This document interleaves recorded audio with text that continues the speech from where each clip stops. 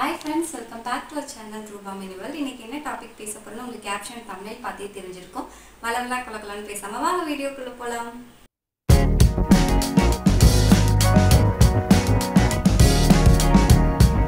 இப்போ நான் சொல்ல போற எல்லாமே பாத்தீங்கன்னா என் லைஃப்ல நான் எக்ஸ்பீரியன்ஸ் பண்ணது. சோ அது எல்லாமே வந்து உங்களுக்கு நான் ஷேர் பண்ணனும்னு சொல்லிட்டு நான் நினைக்கிறேன். ஃபர்ஸ்ட் நான் என்ன சொல்லணும் அப்படி நினைச்சேன்னா நம்மள மாதிரி ஹோம் மேக்கர் எல்லாமே ஹோம் மேக்கர்னாவே மோஸ்ட்லி ஒரு 25 above இருக்கும். 25 above இருக்கும். சில பேருக்கு வந்து கொஞ்சம் சீக்கிரமாவே early மேரேஜ் ஆயிருக்கும். எனக்கு பாத்தீங்கன்னா 23ல தான் மேரேஜ் ஆச்சு. மேரேஜ் ஆனதுமே எனக்கு பெருசா எந்த டிஃபரன்ஸும் தெரியல. சோ ஆஃப்டர் பேபிஸ் தான் பாத்தீங்கன்னா என் லைஃப்ல நிறைய சேஞ்சஸ் நடந்துச்சு. சோ நமக்குன்னு சொல்லிட்டு எதுவுமே பண்ணிக்க முடியாது. சோ ஃபர்ஸ்ட் நான் சொல்றது என்ன அப்படின்னா சொல்லிட்டு நமக்குன்னு சொல்லிட்டு ஃபர்ஸ்ட் நம்ம செல்ஃப் கேர் பண்ணிக்கணும். செல்ஃப் கேர்னா ஜஸ்ட் வந்து ஒரு ஃபேஸ் வாஷ் போடுறது அந்த மாதிரி இல்லை. நம்மள வந்து நம்மளே ஃபர்ஸ்ட் லவ் பண்ணணும். ஸோ அதுதான் நான் ஃபர்ஸ்ட் சொல்ல வேண்டிய டிப் அண்ட் எப்படி வேணாலும் வச்சுக்கலாம். அது ஒரு அட்வைஸ் என்ன மாதிரி வேணாலும் வச்சுக்கலாம். நானே தம்பிங்க பிறந்ததுக்கு அப்புறம் பார்த்தீங்கன்னா எனக்குன்னு சொல்லிட்டு நான் ஒரு டைம் ஸ்பெண்ட் பண்ணது கிடையாது. ஒரு உடம்பு சரியில்லைனாலுமே வந்து ஃபர்ஸ்ட் வந்து நம்ம ஹாஸ்பிட்டல் போனால் தம்பிங்களை எப்படி பார்த்துக்கிறது. ஸோ ஃபினான்ஷியல் ரீதியாகவும் சரி நம்ம அமௌண்ட் வந்து நமக்குன்னு சொல்லிட்டு செலவு பண்ணுறதுக்கு நம்ம ரொம்ப ரொம்ப ரொம்ப யோசிப்போம். ஆஃப்டர் பேபிஸ் பிறந்ததுக்கு அப்புறமும் சரி ஆஃப்டர் மேரேஜும் சரி இதெல்லாம் நம்ம எப்போ இந்த மாதிரி நமக்கு இல்லாமல் நம்ம அடுத்தவங்களுக்குன்னு யோசிக்கிறோம்னா அந்த 25 ஏஜுக்கு மேலே தான் வந்து நம்ம வந்து யோசிக்கிறோம். ஸோ ஃபர்ஸ்ட் அதை கொஞ்சம் நம்ம நிப்பாட்டணும்னு சொல்லணும். ஃபுல் அண்ட் ஃபுல் அப்படி நிப்பாட்ட வேணா நமக்கு மட்டுமே சுயநலமா பண்ணணும் அப்படின்னு சொல்லிட்டு நான் சொல்லலை. ஸோ நமக்குன்னு சொல்லி கொஞ்சம் டைம் ஒதுக்கிக்கலாம்ல. ஏன்னா நம்மளை தவிர நம்மளை வந்து ரொம்ப லவ் பண்றது வேற யாரும் இருக்கக்கூடாது. அந்த அளவுக்கு நம்ம லவ் பண்ணாதான் எல்லாமே ஓரளவுக்கு வந்து நல்லா இருக்கும். செல்ஃப் கேர்ல நான் என்ன சொல்லணும்னா வீக்லி ஒன்ஸ் நம்ம ஃபேஸ்க்குன்னு ஒரு ஜஸ்ட் ரொம்ப ஹை ரேஞ்சாக எதுவும் இல்லைன்னா பரவாயில்ல. வீட்டில் இருக்கிற ஒரு தக்காளி வச்சு ஒரு ஃபேஸ் பேக் போடலாம், ஒரு முல்தானி மெட்டி போடலாம். சும்மா காஸ்ட் வைஸ் நமக்கு ரொம்ப அதிகமாக இருந்தாலும் கம்மியாக நமக்குன்னு சொல்லி செல்ஃப் கேர் பண்ணணும். நம்ம நினைப்போம் குழந்தை பிறந்துருச்சுல யார் நம்மளை பார்க்க போறா, எதுக்கு இதெல்லாம் நம்ம பண்ணிட்டோம் அப்படின்னு சொல்லிட்டு கண்டிப்பாக அப்படி நம்ம நினைக்கவே கூடாது. நம்ம எப்படி பிஃபோர் மேரேஜ் இருந்தோமோ ஆஃப்டர் மேரேஜும் பார்த்தீங்கன்னா ஆஃப்டர் பேபிஸ் பிறந்ததுக்கு அப்புறமும் நமக்குன்னு சொல்லி நம்ம செல்ஃப் கேர் பண்ணணும். ஒரு ட்ரெஸ் எடுக்கிறதுலேருந்து எல்லாமே வந்து குழந்தைங்களுக்கு ஹஸ்பண்டுக்குன்னு இல்லாமல் நமக்குன்னு சொல்லி ஒரு டைம் ஒதுக்கி பண்ணாதான் எப்படி சொல்றதுன்னா ஒரு மென்டல் ரீதியாகவும் நமக்கு ஒரு ரிலாக்ஸேஷன் கிடைக்கும். இப்போ நீங்க நினைப்பீங்க இப்போ நான் தம்பிங்களுக்கு பசங்களுக்கு எடுத்து கொடுத்தது போக ஹஸ்பண்டுக்கு எடுத்து கொடுக்கறதே எனக்கு சந்தோஷம் அப்படின்னு நினைப்பீங்க.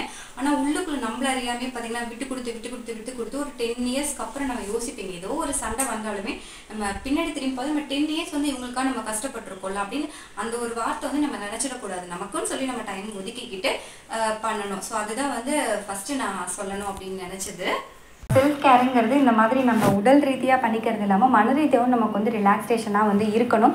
அதுக்கு ஃபஸ்ட்டு பார்த்திங்கன்னா நமக்கு ரொம்ப பிடிச்ச விஷயத்த வந்து பண்ணலாம். இப்போ வந்து டைம் இருக்காது, பேபிஸ் இருக்க வீட்டில் டைம் இருக்காது, பட் கொஞ்சம் டைம் கிடைக்கும்போது சில பேருக்கு புக்ஸ் படிக்க பிடிக்குமா, நம்ம முன்ன மாதிரியே புக்ஸ் படிங்க.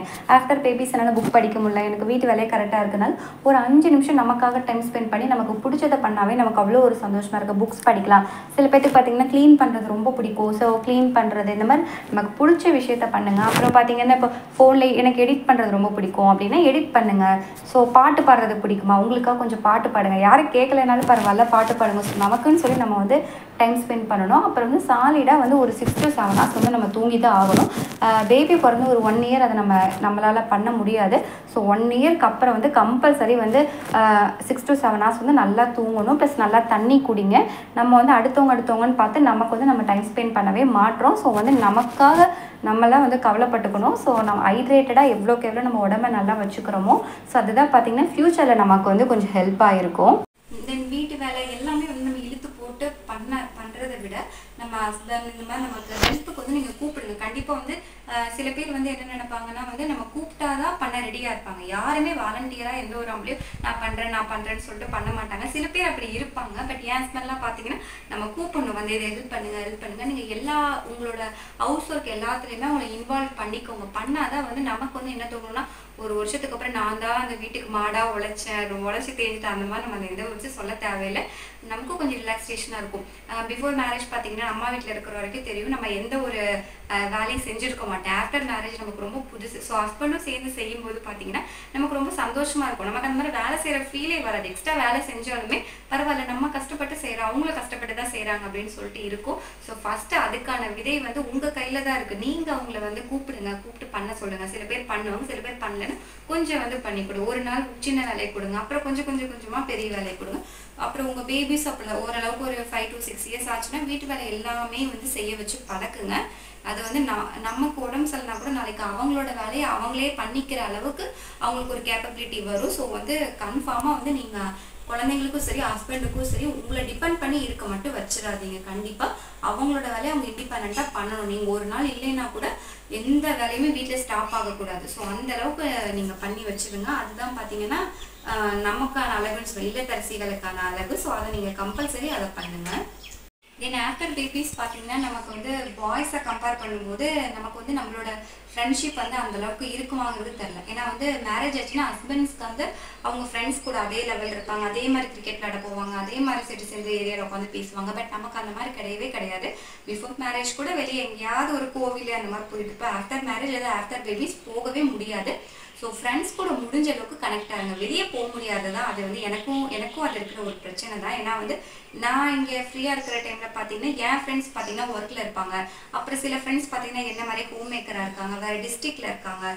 ஸோ அந்த மாதிரி என்னால் போக முடியாது. பட் முடிஞ்ச அளவுக்கு ஃபோன்லையாவது கனெக்டில் இருங்க. அட்லீஸ்ட் டெய்லி ஃபோன் பேச முடியலனாலும் ஒரு டெக்ஸ்ட்டாக ஒரு குட் மார்னிங், குட் ஈவினிங் அந்த மாதிரி ஒரு எப்போவுமே கனெக்டடாகவே இருங்க ஃப்ரெண்ட்ஸ் கூட. ஸோ அது கூட உங்களுக்கு ஒரு ரிலாக்ஸேஷனாக இருக்கும். இல்லைனா வந்து நமக்கு கொஞ்சம் கில்ட்டியாக இருக்க மாதிரி இருக்கும். நம்ம ஹஸ்பண்ட்லாம் இப்படி இருக்காங்க, நம்மளால இருக்க முடியலன்னு சொல்லிட்டு. ஸோ நேரில் கனெக்ட் ஆக முடியல, அட்லீஸ்ட் ஃபோனில் கனெக்ட் ஆகுங்க. ஓரளவுக்கு குழந்தைங்க ஒரு 5 to 6 years கம்ப்ளீட் ஆச்சுன்னா கண்டிப்பாக சொல்கிறேன் நீங்களும் வந்து உங்கள் ஃப்ரெண்ட்ஸ் கூட மீட் பண்ணுறதுக்கான ஒரு டைம் நீங்கள் தான் ஒதுக்கணும். யாரும் வந்து நீங்கள் நம்ம போகலாமான்னு கேட்க மாட்டாங்க. ஸோ நம்மளே வந்து அதுக்கு ஒரு ஃபஸ்ட்டு ஸ்டெப்பாக எடுத்து இப்படி ஒரு நாள் மீட் பண்ணலாம் அப்படின்னு சொல்லிட்டு நீங்கள் மீட் பண்ணுங்கள். ஸோ நீங்கள் நம்மளும் டைம் ஸ்பெண்ட் பண்ண மாதிரி இருக்கும். ஸோ நம்ம பழைய நினைவுகள் எல்லாமே நம்ம கொஞ்சம் மெமரிஸ் பண்ணி பார்த்த மாதிரி இருக்கும். ஸோ நீங்கள் ஃப்ரெண்ட்ஸோட வந்து எப்போவுமே கனெக்ட் ஆயிருங்க. என்ன அப்படின்னா வந்து இது நான் சொல்கிறது கரெக்டாக தப்பான்னு கூட எனக்கு தெரியல. ஸோ என்னதான் வந்து நம்ம ஹோம் மேக்கராக என்ன இருந்தாலுமே ஹஸ்பண்ட் அமௌண்ட் கொடுத்தாங்க, அதில் கொஞ்சமாவது அமௌண்ட் நமக்குன்னு சொல்லி எடுத்து வச்சுக்கணும். இது நீங்கள் நினைக்கலாம் இப்படி தான் ஹஸ்பண்ட்டை தான் இருக்குது, அவங்க அப்பெல்லாம் எதுவும் பண்ணாம இருந்தாலும் ஃப்யூச்சரில் பார்த்தீங்கன்னா என்னைக்காவது ஒரு நாள் நமக்கு தோணும்ல. ஸோ அதனால் கண்டிப்பாக வந்து அமௌண்ட் நமக்குன்னு சொல்லி ஒரு சேவிங் இருக்கணும். ஸோ மேபி நீங்கள் ஒர்க்குக்கு போகிற மாதிரி இருந்தால் கண்டிப்பாக அமௌண்ட் எடுத்து வைக்கலாம். ஒர்க்குக்கு போகல ஹஸ்பண்ட் சேலரி அப்படின்னாலுமே நீங்கள் கொஞ்சம் ஒரு அமௌண்ட்டாவது உங்களுக்குன்னு சொல்லி ஒரு சேவிங்கில் போட்டு வச்சுக்கோங்க.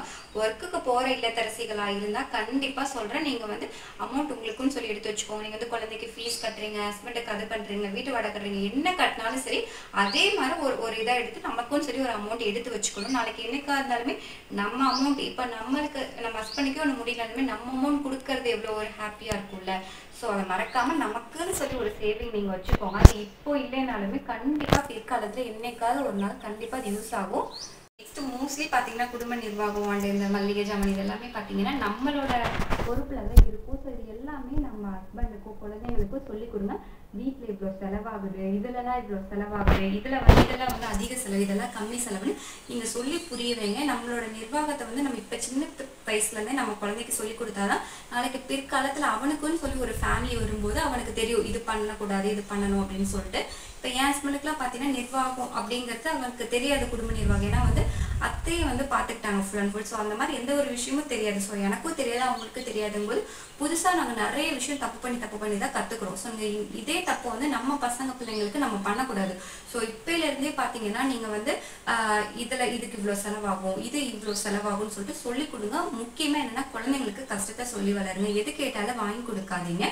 இப்போது பேபி ஒரு ஃபஸ்ட் ஸ்டாண்டர்ட் செகண்ட் ஸ்டாண்டர்ட் படிக்கிறாங்க அப்படின்னா ஒன்று கேட்டாங்கன்னா நீங்கள் அதுக்கு ஒரு இது மாதிரி வைங்க. ஒரு எப்படி சொல்கிறதுனா நீ இந்த டைம் இந்த ரேங்க் வாங்கு, உனக்கு நான் இந்த பொருள் வாங்கி கொடுக்குறேன் அப்படின்னு சொல்லிட்டு அவங்களுக்கு ஒரு முட்டுக்கட்டை மாதிரி ஒன்று வைங்க. அப்படி பண்ணால் அவங்களுக்கு வந்து அதில் ஒரு இந்த பொருளை விட இது நம்ம பண்ணாத இது நமக்கு அவங்களுக்கு கிடைக்கும் அப்படின்னு சொல்லிட்டு அவங்களுக்கு ஒரு ஹாப்பிலே அவங்க பண்ணுவாங்க. ப்ளஸ் அவங்களுக்கு எதாக இருந்தாலும் நம்ம நினச்சது கிடைக்காது, இப்படி ஒரு கஷ்டப்பட்டாதான் நமக்கு அடுத்த ஸ்டேஜ் கிடைக்குங்கிற அந்த ஒரு பொறுமை வேணும். ஸோ குழந்தைங்க எது கேட்டாலும் அத்தியாவசியமானதை இருந்தால் மட்டும் வாங்கி கொடுங்க, அனாவசியமாக இருந்தால் எதையும் வாங்கி கொடுக்காதீங்க.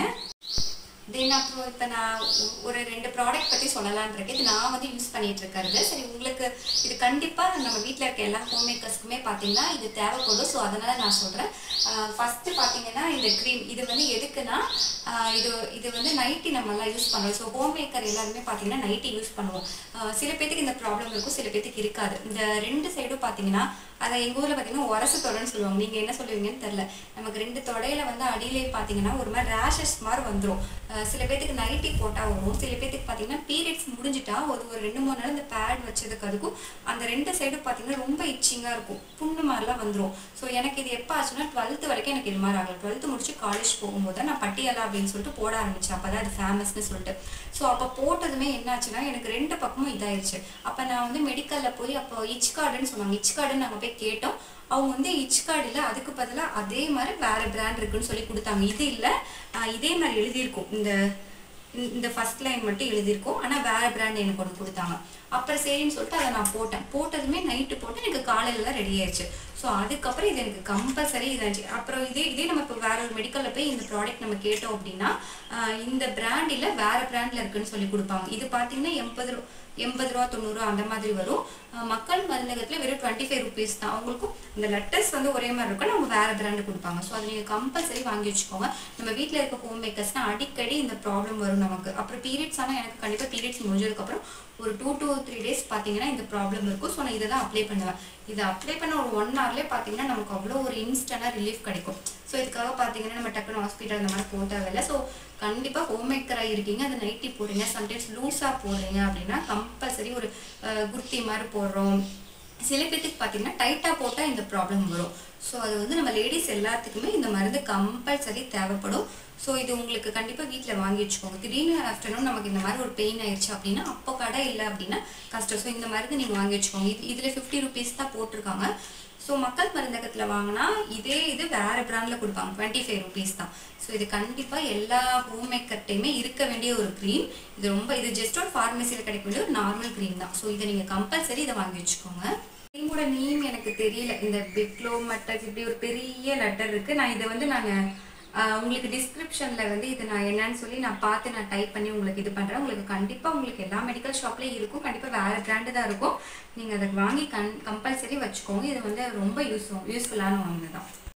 நெக்ஸ்ட்டு பார்த்தீங்கன்னா நமக்கு அடிக்கடி வர ஒரு தொந்தரவு ஆஃப்டர் குழந்தை பிறந்ததுக்கப்புறம் தான் நான் நிறைய பேர்த்து கேட்டிருக்கேன், வயிறு வலி வந்து ரொம்ப வரும்ல.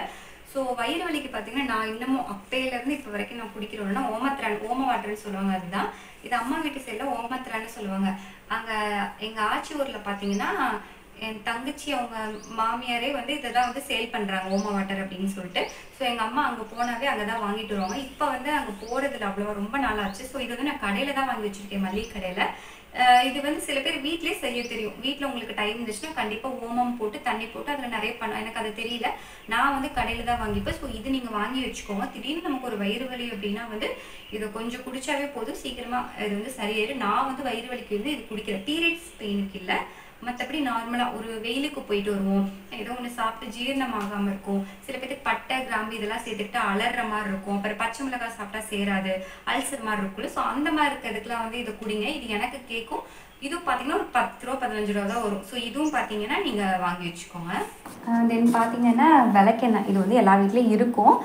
இது வந்து கம்பல்சரி வாங்கி வச்சுக்கோங்க. நமக்கு அடிக்கடி சூடு பிடிச்சிக்குன்னு சொல்லுவாங்கல்ல. ஸோ எனக்குலாம் சூடு பிடிச்சிருச்சு அப்படின்னா வந்து அந்த விளக்கெண்ணெய் தான் பார்த்தீங்கன்னா நான் தொப்புள் ஃபுல்லாக அப்ளை பண்ணிப்பேன். தென் காலில் பெருவிரல் இருக்குல்ல, ஸோ அது என்ன லாஜிக்னு தெரில, தொப்புள் ப்ளஸ் அந்த பெருவிரல் 2 விரலே வச்சாவே ஒரு 10 நிமிஷத்துலேயே சூடு பிடிச்சது ஸ்டாப் ஆயிடும். இது வந்து பர்சனலாகவே நான் எனக்கு வந்து ஆனது தான். ஸோ அதை தான் நான் சொல்கிறேன், விளக்கெண்ணெய் வச்சுக்கோங்க. இப்போ நம்ம அது இப்போ இந்த சம்மர் டேஸில் வெயிலில் போயிட்டு வந்தால் கண்டிப்பாக சொல்ல நைட்டு வந்து சூடு பிடிச்சிக்கும். ரொம்ப கஷ்டம், உலகத்துலேயே ரொம்ப வலின்னா அது சூடு பிடிக்கிறது ரொம்ப ஒரு மாதிரி இருக்கும்.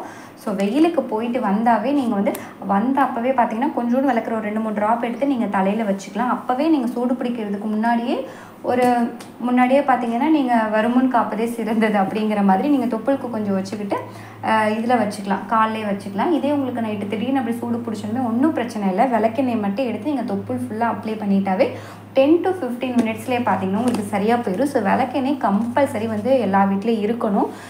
ஸோ இதெல்லாம் வந்து நம்மள மாதிரி ஒரு 25 to 35 ஏஜுக்குள்ளே இருக்க எல்லாத்துக்குமே வர வேண்டிய சின்ன சின்ன ப்ராப்ளம்ஸ் தான். ஸோ அதுக்கெல்லாம் நம்ம ஹாஸ்பிட்டல் அந்த மாதிரி போகாமல் நம்ம வீட்டில் இருக்கிறத வச்சே பண்ணிக்கலாம். ஸோ இதெல்லாம் கம்பல்சரி எப்போவுமே வீட்டில் வச்சுருங்க. ஏன்னா எப்போ நமக்கு சூடு பிடிக்கும்னு தெரியாது, எப்போ அந்த மாதிரி வலிக்கும்னு தெரியாது. ஸோ இது வந்து கம்பல்சரி நீங்கள் வச்சுக்கோங்க.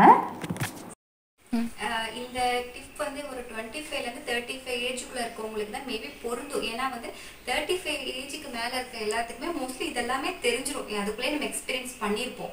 ஸோ அதுக்குள்ளே இருக்கவங்களுக்கு தான் பார்த்தீங்கன்னா இந்த மாதிரி டிப்லாம் தேவைப்படுது.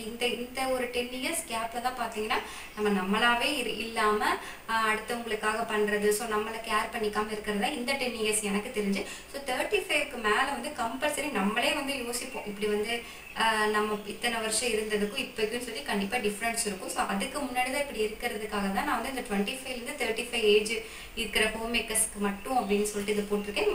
பட் வந்து அதுக்கப்புறம் இருக்கவங்களுக்குமே இது கண்டிப்பாக பொருந்தும். ஸோ முக்கியமாக பார்த்தீங்கன்னா ஆஃப்டர் மேரேஜ், அப்புறம் ஆஃப்டர் பேபி பிறந்தவங்க எல்லாத்துக்குமே இது நான் சொல்கிறது பொருந்தும்.